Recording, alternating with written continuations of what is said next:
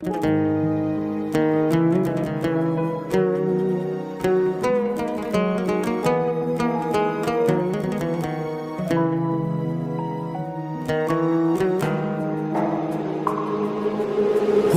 cihanda her insanın birce kızı olmalıdır. Hiç olmasa herkes bu cür hoşbəxtliyi dadmalıdır. Bu cihanda her insanın birce kızı olmalıdır.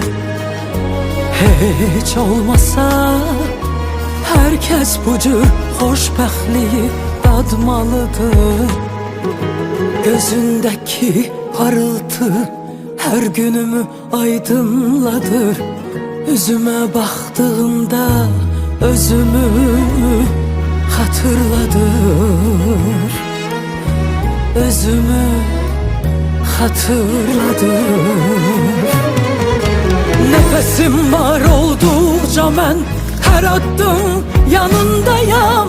Başın dik olsun kızım, ben senin arkandayım. Nefesim var oldukça ben her adım yanındayım. Başın dik olsun kızım, ben senin arkandayım. Ben senin arkandayım.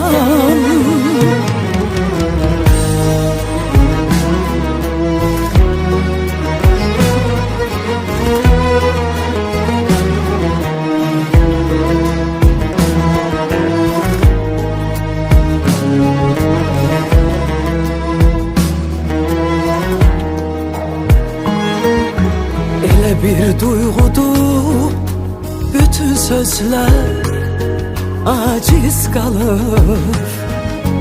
Elə bir sevgidir, her gün hoşbəxtlik yaşadır.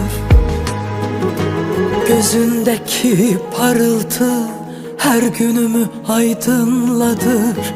Üzüme baktığımda özümü hatırladır. Özümü hatırladır. Nefesin var oldukça ben her adım yanındayım. Başın dik olsun kızım, ben senin arkandayım. Nefesim var oldukça ben her adım yanındayım. Başın dik olsun kızım, ben senin arkandayım. Nefesim var oldukça ben her adım yanındayım. Başın dik olsun kızım, ben senin arkandayım. Nefesim var oldukça ben her adım yanındayım. Başın dik olsun kızım, ben senin arkandayım. Ben senin arkandayım. Yanındayım.